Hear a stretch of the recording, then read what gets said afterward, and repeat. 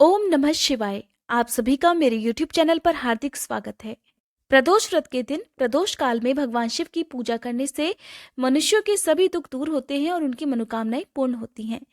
सोमवार के दिन पड़ने वाले प्रदोष व्रत को सोम प्रदोष व्रत कहा जाता है। सोम प्रदोष व्रत रखने से परिवार में सुख और समृद्धि आती है और भोलेनाथ की कृपा से सभी कष्ट दूर होते हैं और परिवार के सभी सदस्यों को सुखी और निरोगी जीवन प्राप्त होता है। सोमवार के दिन प्रदोष व्रत पढ़ने से इसका महत्व और अधिक बढ़ जाता है, क्योंकि सोमवार का दिन भोलेनाथ को बहुत प्रिय होता है और प्रदोष व्रत भी भोलेनाथ की कृपा पाने के लिए ही रखा जाता है। प्रदोष व्रत हर महीने की त्रयोदशी तिथि को होता है और एक महीने में 2 प्रदोष व्रत पड़ते हैं, एक कृष्ण पक्ष में और दूसरा शुक्ल पक्ष में। आइए जानते हैं फाल्गुन मास के कृष्ण पक्ष में पड़ने वाला प्रदोष व्रत जो कि सोमवार के दिन है, इस दिन पूजा का शुभ मुहूर्त क्या रहेगा, क्योंकि पूजा का जो शुभ मुहूर्त रहता है प्रदोष व्रत के दिन वो प्रदोष काल का माना जाता है। तो आइए जान लेते हैं त्रयोदशी तिथि कब से कब तक रहेगी, इस दिन सूर्योदय और सूर्यास्त का समय क्या रहेगा। साथ ही इन सब बातों के अलावा मैं आपको बताऊंगी प्रदोष व्रत के दिन आपको किन किन बातों का ध्यान रखना चाहिए। इस दिन सर्वार्थ सिद्धि योग कब से कब तक रहने वाला है, क्योंकि सर्वार्थ सिद्धि योग में की गई पूजा का बहुत पुण्य मिलता है। कहते हैं कोई विशेष मनोकामना अगर आपकी है तो आप सर्वार्थ सिद्धि योग में भगवान शिव का ध्यान करके अपनी मनोकामना पूर्ति के लिए भी प्रार्थना कर सकते हैं। फाल्गुन मास के कृष्ण पक्ष का प्रदोष व्रत रहने वाला है 28 फरवरी सोमवार के दिन और त्रयोदशी तिथि प्रारंभ हो रही है 28 फरवरी की सुबह 5:43 से, जिसकी समाप्ति होगी अगले दिन यानी कि 1 मार्च को तड़के 3:16 पर।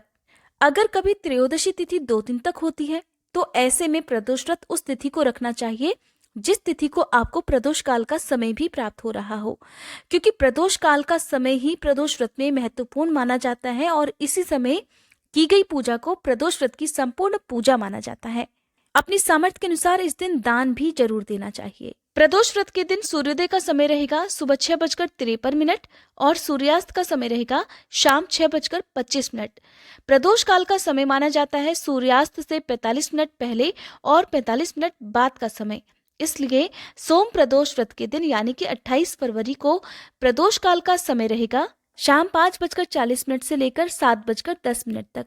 प्रदोष काल का समय ही वो समय होता है जब माना जाता है भगवान शिव बहुत ही प्रसन्न मुद्रा में रजत भवन में वास करते हैं और इस समय की गई पूजा को वे जल्दी स्वीकार करते हैं और अपने भक्तों पर प्रसन्न होकर उनकी सभी मनोकामनाएं पूर्ण करते हैं।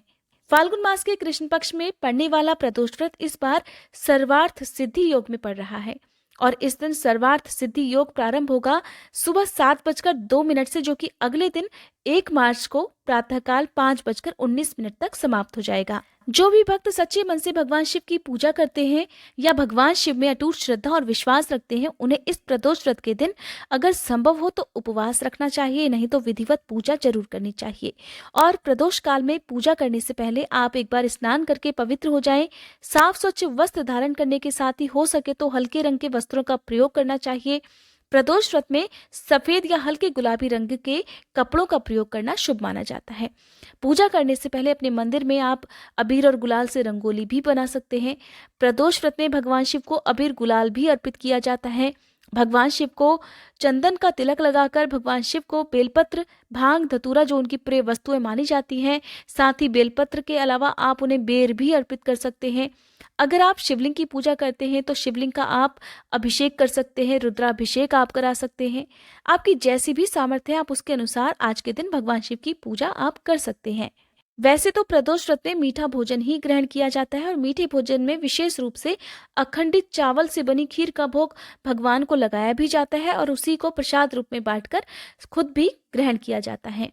जब आप व्रत रखते हैं तो उसी समय आपको संकल्प लेना चाहिए, खासकर पहले दिन ही आपको संकल्प लेना चाहिए कि आप मीठा भोजन ग्रहण कर सकते हैं, या किसी कारण से अगर आपके पास कोई भी दिक्कत है, आपको कोई स्वास्थ्य संबंधी परेशानी है, आप मीठा भोजन व्रत में नहीं ग्रहण कर सकते हैं, तो सेंधा नमक के प्रयोग का सेवन आप करना चाहते हैं, इस बात का संकल्प भी आपको व्रत के पहले दिन ही लेना चाहिए। प्रदोष व्रत की संख्या कितनी होनी चाहिए, कब उद्यापन करना चाहिए, तो देखिए वैसे तो प्रदोष व्रत पूरे 1 साल तक रखने चाहिए। अगर आप 1 साल तक प्रदोष व्रत ना रख पाए तो आप 5, 7, 11 या 21 प्रदोष व्रत भी रख सकते हैं। जब प्रदोष व्रत की संख्या पूरी हो जाए तब आपको अगले प्रदोष व्रत के दिन विधिवत उद्यापन जरूर करना चाहिए। उसके बाद आप चाहें तो फिर से प्रदोष व्रत प्रारंभ कर सकते हैं, लेकिन जितनी भी संख्या का संकल्प आपने लिया होता है उतनी संख्या पूरी होने के बाद यदि आप उद्यापन नहीं करते हैं तो किए गए प्रदोष व्रतों का ना तो पूर्ण फल प्राप्त होता है, बल्कि हो सकता है इसका कोई दोष भी आपको लग जाए। अगर आपकी कोई विशेष मनोकामना है जो प्रदोष व्रत रखने से पूर्ण हो गई है, तो आपने जो भी मन्नत मांगी है उसके अनुसार आपको पूजा, दान इत्यादि जरूर करने चाहिए। अगर हो सके तो आप प्रदोष व्रत के दिन व्रत रखें, नहीं रख पाते हैं तो आपको विधिवत पूजा करनी चाहिए और विधिवत पूजा प्रदोष काल में ही करनी चाहिए। इसके अलावा आपको व्रत की कथा पढ़नी या सुननी भी चाहिए। आसपास शिव मंदिर हो तो वहां दीपदान भी आप कर सकते हैं। बेल वृक्ष के नीचे या शमी के पौधे के नीचे भी आप दीपदान कर सकते हैं। ये थी आज की वीडियो। अगर आप जानना चाहते हैं सोम प्रदोष व्रत की संपूर्ण पूजा विधि के बारे में और मंत्रों के जाप के बारे में, और अगर आप सुनना चाहते हैं सोम प्रदोष व्रत कथा, तो कृपया आने वाली वीडियो का इंतजार जरूर कीजिएगा, क्योंकि आपको इस चैनल पर जितने भी हमारे हिंदू धर्म में प्रचलित व्रत और त्योहार हैं उनसे जुड़ी हुई पूजा विधि और व्रत कथाओं के साथ साथ और भी बहुत सारी विशेष जानकारी जो कि बहुत जरूरी होती है आपको समय समय पर मिलती रहती है। आज की ये वीडियो अगर आपको पसंद आई हो तो वीडियो को लाइक करके कमेंट बॉक्स में भोलेनाथ की जय लिखकर चैनल को सब्सक्राइब और बेल आइकन प्रेस करना मत भूलिएगा।